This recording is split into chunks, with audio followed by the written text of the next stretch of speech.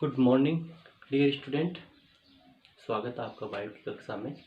और बच्चों, जैसे कि पता है आपको, पढ़ने जो यूनिट स्टार्ट करके जीव विज्ञान के अंदर अपने, ठीक है, वो यूनिट है अपनी इकाई जो सेकंड है वो, और पादप कार्य की प्रथम पठन, जिसे मैंने पहले बताया था आपको, बहुत ही महत्वपूर्ण यूनिट है ना, बहुत ही महत्वपूर्ण यूनिट है। इसके अंदर जो अपने चैप्टर की बात करते हैं, तो जो चैप्टर है, ठीक है, वो जो चैप्टर अपन डिस्कस किए हैं वो अपने डिस्कस कर लिए। आपको पता हो तो पाँचवा चैप्टर और छठा जो चैप्टर था, तो चैप्टर नंबर 5 और चैप्टर नंबर 6 है, 5 और छठा जो चैप्टर है वो अपने पढ़ लिए। और उनके आपको सारे के सारे अध्ययन बिंदु और क्वेश्चन आपको करने हैं, क्योंकि इतनी ज़्यादा अपन फास्ट पढ़ा नहीं रहे हैं कि आपको ज़्यादा होमवर्क हो, तो धीरे धीरे पढ़ा रहे जितना। तो इसमें तो आज जो अपन बच्चों चैप्टर चालू कर रहे हैं, वो जो चैप्टर चालू कर रहे हैं वो अपना चैप्टर है, तो चैप्टर नंबर जो अध्याय नंबर है 5 6 पढ़ लिया। तो अध्याय नंबर आज जो चैप्टर चालू करे हुआ है 7 नंबर का 7वां अध्याय। इसका नाम है वाष्पोत्सर्जन। वाष्पोत्सर्जन क्या होता है? बिल्कुल इजी है, लेकिन इसे क्वेश्चन आ जाता है बिल्कुल, ठीक है। वाष्पोत्सर्जन क्या होता है? वाष्पोत्सर्जन क्या होता है? इंग्लिश में इसको ट्रांसपायरेशन बोलते हैं।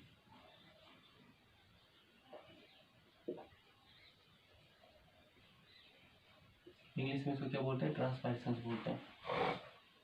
तो सबसे पहले बच्चों बात अपन करते हैं कि जो पौधे होते हैं, आपको पता ही है कहाँ से जल अवशोषित करते हैं। पौधे जो होते हैं वो मूलों के द्वारा जल अवशोषित करते हैं, और रसारोहण के द्वारा जो जल होता है वो पादप के अन्य भागों तक पहुँचता है, ठीक है।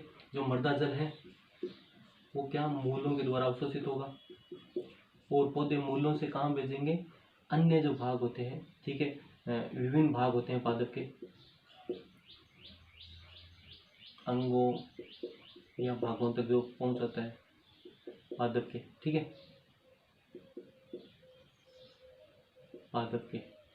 तो ये जो क्रिया होती है कौन सी क्रिया के द्वारा होती है? सारा का सारा रसारोहण के द्वारा होता है। मृदा से जो मृदा जल है, ठीक है, मृदा जल ये मूल रोमों के द्वारा क्या होता है? अवशोषित होता है, और फिर मूलों के द्वारा कहाँ पे? पादप के विभिन्न भागों तक, किसके द्वारा? रसारोहण की प्रक्रिया के द्वारा ये पहुंचता है।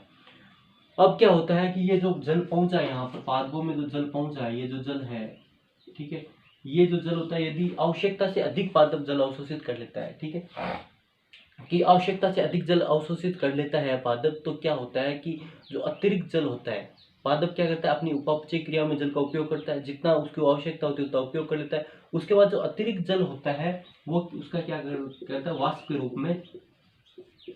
रूप में उड़ा देता है। अतिरिक्त जो जल है उड़ा देता है, ठीक है, क्या करता है? वाष्प के रूप में उड़ा देता है। तो बच्चों समझने की कोशिश करना, मैंने क्या कहा, जो पादप होते हैं वो मृदा से मूल रोमों के द्वारा मूलों के द्वारा जल अवशोषित करते हैं, और रसारोहण की क्रिया के द्वारा क्या होता है? जल जो होता है पादप के शेष भाग विभिन्न भागों तक पहुंचता है। अब क्या होता है? यदि पादप अतिरिक्त जल अवशोषित कर लेता है, तो अतिरिक्त जल अवशोषित करने के बाद क्या होगा कि अतिरिक्त जल अवशोषित करने के बाद वो अपनी अपव्यय क्रियाओं को आवश्यकता के अनुसार जल का उपयोग कर लेगा, जो अतिरिक्त जल होगा उसको वाष्प के रूप में उड़ा देगा। तो यहाँ पर अब वाष्पोत्सर्जन की परिभाषा निकल के आती है, वो अपन परिभाषा की बात करते हैं। अब यहाँ पर जो बात करते हैं वाष्पोत्सर्जन की परिभाषा की बात करते हैं।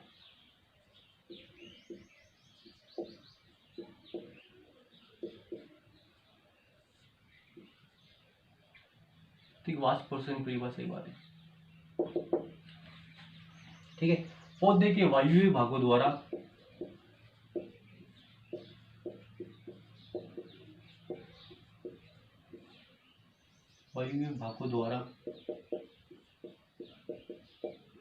जल का वाष्प के रूप में त्यागना वाष्पोत्सर्जन ट्रांसपायरेशन कहलाता है।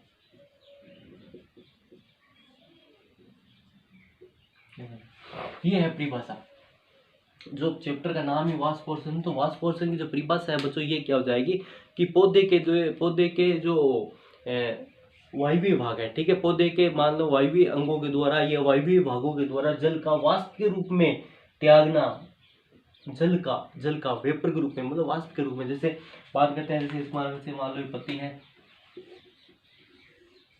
तो जैसे क्या होगा इसमें H2O जो जल है उसका वाष्प के रूप में, ठीक है, वाष्प के रूप में त्यागना। ये क्या, ज्यादा गर्मी होगी, हीट होगी, तो क्या हो जाएगी, ये जो जल होगा ये वाष्प के रूप में उड़ेगा, और वाष्प के रूप में पौधों के द्वारा, पौधे के वायवीय अंग मतलब इसमें मूल तंत्र भाग नहीं लेता है वाष्प पोषण क्रिया में, बाकी जो ज्यादातर जो अंग होते हैं वो इसमें क्रिया में भाग लेते हैं, जो आगे अपन प्रकार में पढ़ेंगे। तो यहाँ पर मैं क्या कह रहा हूँ, पौधे के वायवीय अंगों के द्वारा, वायवीय अंगों के द्वारा जल का वाष्प के रूप में त्यागना क्या कहलाता है, वाष्पोत्सर्जन कहलाता है, ठीक है। क्या कहलाता है बच्चों, वाष्पोत्सर्जन कहलाता है, ठीक है। देखो इसको, अब इसका नाम की जो अपन बात करें वाष्पोत्सर्जन, तो देखो आप इसे नाम से समझो, वाष्प मतलब वेपर, वाष्प प्लस उत्सर्जन मतलब क्या, वाष्प का त्यागना, उत्सर्जन मतलब त्यागना,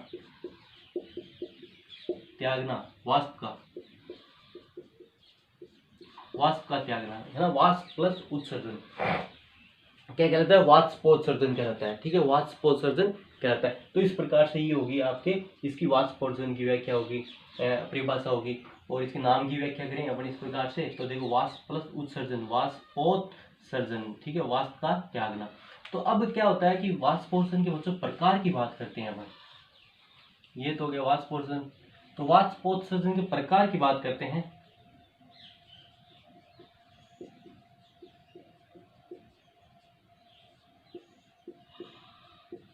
प्रकार, वाष्पोत्सर्जन के प्रकार की बात करते हैं।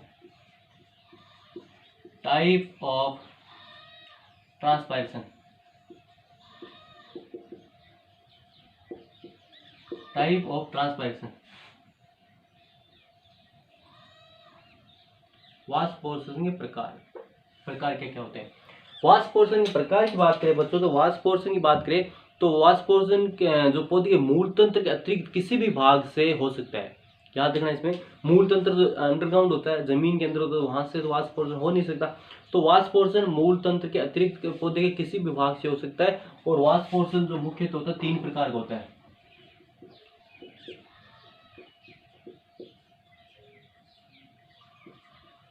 तीन प्रकार का होता है, ठीक है। वाष्पोत्सर्जन बच्चों कितने प्रकार, 3 प्रकार। पहले अपन तीनों के नाम लिखेंगे और 1 बाय 1 फिर अपन उसका जो है डिस्कशन करेंगे, ठीक है।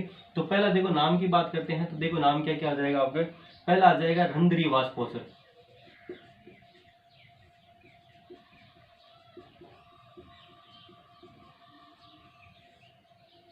रंध्रीय वाष्पोत्सर्जन जिसको बोलते हैं स्टोमेटल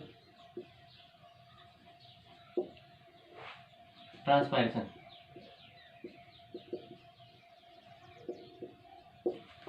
दूसरा जो होता है वो होता है उपत्वचीय वाष्पोत्सर्जन,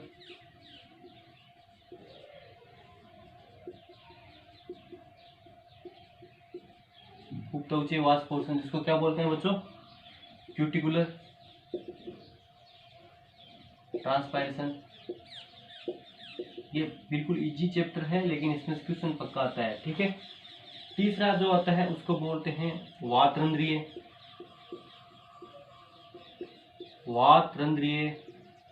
वाष्पोत्सर्जन,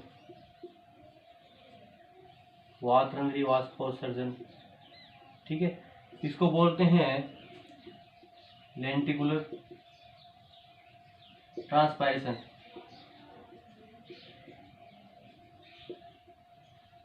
लेंटिकुलर ट्रांसपायरेशन। तीनों के नाम अपन को सबसे पहले याद रखने हैं। तीनों के नाम याद रखने के बाद अपन को आगे की जो होगी बात वो करेंगे, ठीक है। तो तीनों की बात पहले देखो, वाष्पोत्सर्जन प्रकार की बात करते हैं। तो वाष्पोत्सर्जन प्रकार में सबसे पहले जो अपन है तीनों के जो है वो नाम जो है वो याद रखने हैं, ठीक है। तीनों के नाम याद रखने हैं। तीनों के नाम याद रखें तो देखो पहला आ जाएगा आपके रंध्रीय वाष्पोत्सर्जन, ये बिल्कुल इजी है, इनमें कोई ज्यादा भेद वाली बात नहीं है। दूसरा उपत्वचीय वाष्पोत्सर्जन, तीसरा वातरंध्रीय वाष्पोत्सर्जन। तीसरा क्या हो जाएगा, वातरंध्रीय वाष्पोत्सर्जन। पहला रंध्रीय वाष्पोषण जिसको स्टोमेटल ट्रांसपायरेशन बोलते हैं, दूसरा उपत्वचीय वाष्पोषण क्यूटिकुलर ट्रांसपायरेशन बोलते हैं, तीसरा वातरंध्रीय वाष्पोषण लेंटिकुलर ट्रांसपायरेशन बोलते हैं। ठीक है, तीनों के सबसे पहले आपको नाम याद रखो, सबसे पहले आप तीनों के नाम याद करो, फिर अब 1 बाय 1 अपन इसमें डिस्कस करेंगे। ठीक है,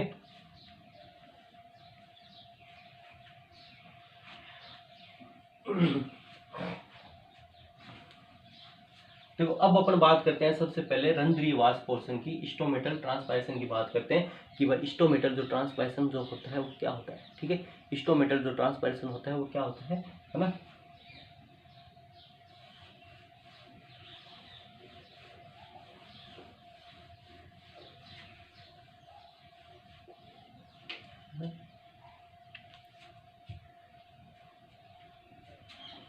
रंध्रीय वाष्पोषण,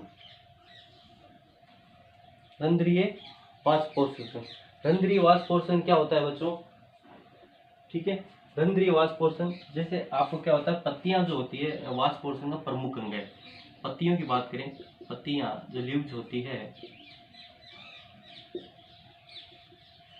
वाष्पोषण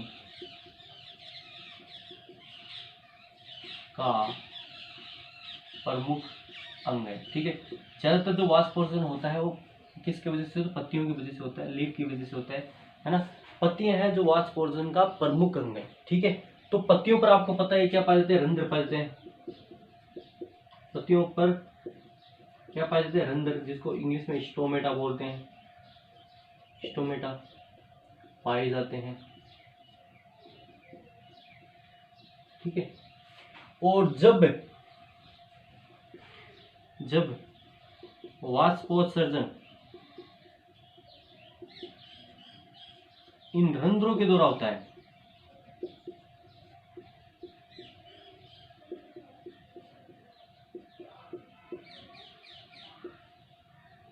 जब वाष्पोत्सर्जन इन रंध्रों के द्वारा होता है, इन रंध्रों के द्वारा कौन से रंध्र, जो पत्तियों के ऊपर पाए जा रहे हैं।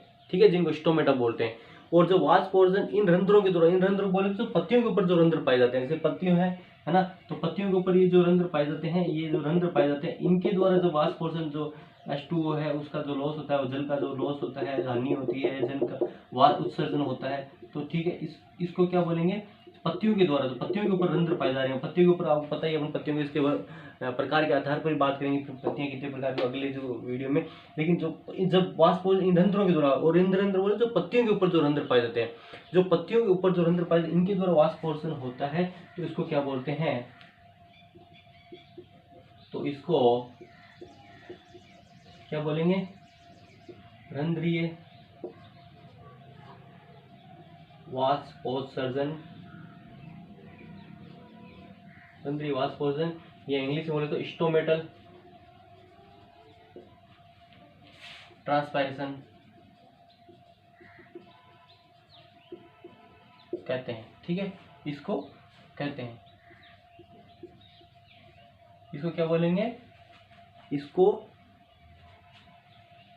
रंध्रीय वाष्पोत्सर्जन बोलेंगे। ठीक है, रंध्रों के द्वारा हो रहा है, और रंध्र कहाँ, पत्तियों के ऊपर पाए जा रहे हैं। रंध्र कहाँ हो जाए, पाए जा रहे हैं, पत्तियों के ऊपर पाए जा रहे हैं। पत्तियों के ऊपर जो रंध्र पाए, उसकी वजह से जो वाष्पोत्सर्जन होता है उसको रंध्रीय वाष्पोत्सर्जन कहते हैं। उसको क्या बोलेंगे, रंध्रीय वाष्पोत्सर्जन कहेंगे। ठीक है, ये हो गया रंध्रीय वाष्पोत्सर्जन। यहाँ पर एक बहुत ही महत्वपूर्ण इंपॉर्टेंट बात आती है कि जो रंध्रीय वाष्पोत्सर्जन होता है वो कुल वाष्पोत्सर्जन 50 से लेकर 97% तक होता है। ठीक है, जो रंध्रीय वाष्पोत्सर्जन है, ये इंपॉर्टेंट बात याद रखनी, ये लाइन आपको जरूर लिखनी होती है जब आप क्वेश्चन अटेम्प्ट करते हो और जब आपको वाष्पोत्सर्जन प्रकार के बारे में पूछा जाता है, तो ये जो लाइन है ये जरूर लिखनी होती है। इसमें तो कुछ नहीं हुआ, रंध्रों के द्वारा वाष्पोत्सर्जन होता है, रंध्रीय वाष्पोत्सर्जन हो गया, और रंध्र पत्तियों को पाए जाते हैं। लेकिन यहाँ पर लिख रहे हैं रंध्रीय वाष्पोत्सर्जन, रंध्रीय वाष्पोत्सर्जन, जो रंध्रीय वाष्पोत्सर्जन है वह है कुल वाष्पोत्सर्जन का, कुल वाष्पोत्सर्जन का 50 से 97%, 50 से 97% तक होता है। ठीक है, 50 से 97% तक होता है। ठीक है, कितना होता है, 50 से 97%। ये याद रखना आपको। जो रंध्रीय वाष्पोत्सर्जन है, कुल वाष्पोत्सर्जन, टोटल वाष्पोत्सर्जन उसका सबसे ज्यादा जो वाष्पोत्सर्जन होता है वो रंध्रीय वाष्पोत्सर्जन होता है, 50 to 97% होता है। 50 to 97% होता है। कितने परसेंट होता है? 50 to 97% होता है। ठीक है, 50 to 97% होगा। देखो तो कितना हो गया? ये हो गया रंध्रीय वाष्पोत्सर्जन। तो रंध्रीय वाष्पोत्सर्जन अपन को तो ये याद रखना है, रंध्र कहाँ पाए जाते हैं? पत्तियों के ऊपर पाए जाते हैं, रंध्रों के द्वारा। जब पत्तियों पर पाए जाने और रंध्रों के द्वारा जो वाष्पोत्सर्जन उसको क्या बोलेंगे? रंध्रीय वाष्पोत्सर्जन बोलेंगे। ठीक है, रंध्रीय या स्टोमेटल ट्रांसपायरेशन बोलते हैं। और ये जो कुल वाष्पोत्सर्जन होता है, ये जो कुल वाष्पोत्सर्जन होता है उसका 50 से 97% तक होता है। ये लाइन आपको जरूर याद रखनी है। इसके बाद जो दूसरी बात करते हैं वो बात करते हैं अपन, आपके जो दूसरे प्रकार का जो वाष्पोत्सर्जन है वो आता है उपत्वचीय वाष्पोत्सर्जन। उपत्वचीय वाष्पोत्सर्जन। उपत्वचीय वाष्पोत्सर्जन जिसको क्या बोलते हैं? Cuticular transpiration. क्यूटिकुलर ट्रांसपायरेशन जिसको क्या बोलते हैं? उपत्वचीय वाष्प। दूसरा जो प्रकार अपन ने बात कर रहे हैं, दूसरा जो प्रकार होता है वो कौन सा होता है? आपके क्यूटिकुलर वाष्पोत्सर्जन। और क्यूटिकुलर जो वाष्पोत्सर्जन क्या होता है बच्चों? आपको पता है कि जो मरुद्वीद जो पादप होते हैं, अधिकांश मरुद्वीद पादपों की पत्तियों पर क्या पाई जाती है? उपत्वचा या क्यूटिकल का आवरण पाया जाता है, जो अपन ने डिस्कस कर चुके हैं पहले भी आपकी 11th कक्षा में भी। और आपको पता भी है कि जैसे अपन बात करते हैं कि ये जो मरुद्वीद पादप होते हैं, जैसे नागफनी हो गई है ना, और जो मरुद्वीद जितने भी पादप होते हैं उनके, ठीक है, उनके जो पत्तियां होती है उनके ऊपर क्या पाई जाती है? मरुद्वीद पादपों के अधिकांश मरुद्वीद पादपों की परण पर उपत्वचा क्यूटिकल पाई जाती है। ठीक है, और आपको पता ही है जो क्यूटिकल जो होती है वो क्या होती है? जल के लिए अपारगम्य होती है। क्यूटिकल जो होती है बच्चों वो क्या होती है? जल के लिए क्या होती है? ये जो उपत्वचा होती है या क्यूटिकल की बात करें, क्यूटिकल या उपत्वचा होती है जो किससे बनी हुई है? क्यूटिकल से। जल के लिए अपारगम्य होती है। ठीक है, क्या होती है? अपारगम्य होती है। लेकिन क्या होती है, कई बार क्या होती है, कहीं पर क्या होती है, को क्यूटिकल होती है पतली होती है, और कई बार क्या होती है? कट फट जाती है। ठीक है, जैसे मान लो ये पत्ती है,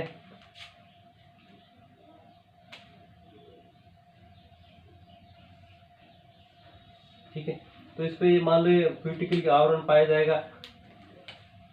ये मान लो क्यूटिकल की लेयरिंग है, ठीक, क्यूटिकल इन उपत्वचा का है। तो इसमें क्या होता है, कई बार क्या होता है, क्यूटिकल कहाँ से फट जाती है, जैसे क्या होता है इसमें, जैसे दरार होगी जैसे यहाँ पे इस प्रकार से, है ना। और कई बार क्यूटिकल क्या होती है? पतली होती है। तो इस उपत्वचा की वजह से क्या होती है, कई बार जो होती है जल की हानि हो जाती है। हालांकि क्या होता है, ये उपत्वचा इसीलिए पाई जाती है मरुद्वीद पादपों में कि जल की हानि कम हो, क्योंकि मरुद्वीद में क्या होता है? पानी कमी होती है ना। रेगिस्तान में जीरोफाइट जो प्लांट होते हैं उनमें क्या होती है? पानी कमी होती है। तो ये उपत्वचा पाई इसीलिए जाती है। लेकिन क्या होता है कि इसके अंदर क्या क्या होता है, कई बार कई उपत्वचा मैंने बताया कट फट गई, ठीक है, लेकिन कई बार लिख भी देता हूं यहाँ पे,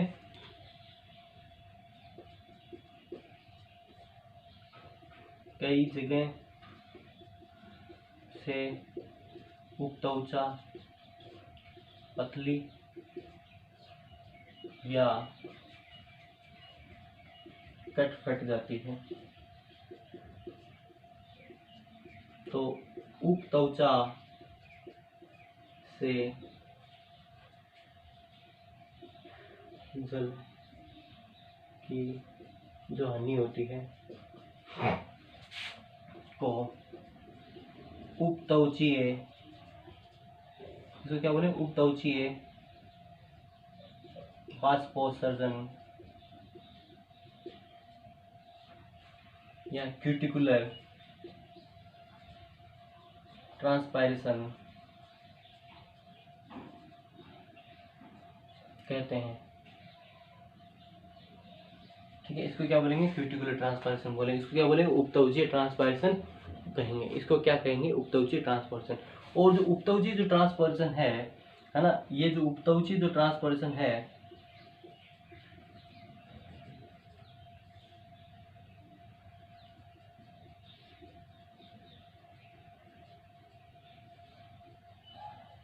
कुल वाष्पोत्सर्जन का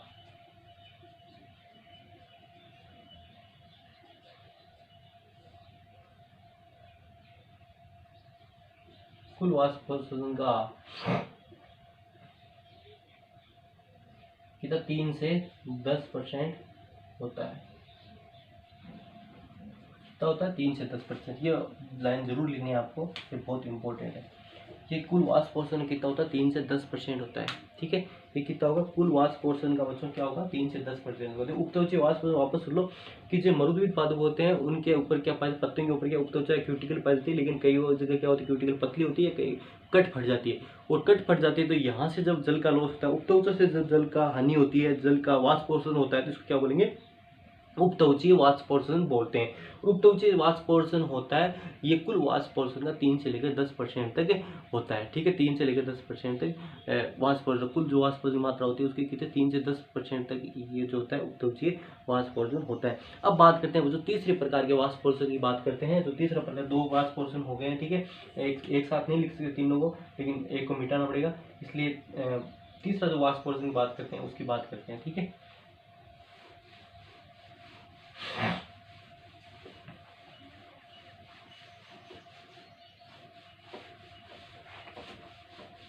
तीसरा जो वाष्पोत्सर्जन बच्चों है कौन सा है, वातरंध्रीय वाष्पोत्सर्जन है।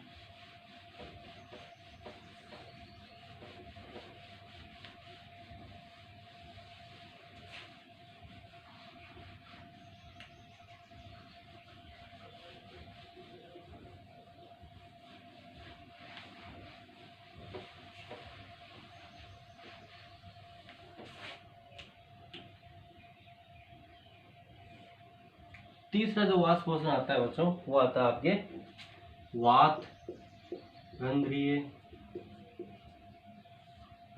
वाष्पोत्सर्जन। वातरंध्रीय वाष्पोत्सर्जन जिसको क्या बोलते हैं, लेंटिकुलर ट्रांसपायरेशन। ठीक है, लेंटिकुलर ट्रांसपायरेशन, वातरंध्रीय। अब बच्चों आपको पता ही है, अपने 11th में भी पढ़ा था कि वातरंध्र जो होते हैं वो कहाँ पाते हैं। वातरंध्र जो होते हैं बच्चों, वो आपको पता है काष्ठीय जो पादप की शाखाएं होती है, तने होते हैं, उनमें पाए जाते हैं। और जो कुछ फ्रूट होते हैं, फल होते हैं, उनकी जो त्वचा होती है उन पर पाए जाते हैं। तो बच्चों इसमें अभी जो तीसरा जो अपना जो रह गया है वो बच गया है वातरंध्रीय वाष्पोत्सर्जन। वातरंध्रीय वाष्पोत्सर्जन और वातरंध्रीय वाष्पोत्सर्जन, लेंटिकुलर जो ट्रांसपायरेशन की बात करें, लेंटिकुलर या वातरंध्र होते हैं, आपको पता है। जो काष्ठीय जो अपन बात करते हैं, जैसे काष्ठीय स्तंभ और कुछ फलों जो फलों की जो सतह पर क्या होते हैं, छोटे छोटे छिद्र पाए जाते हैं। काष्ठीय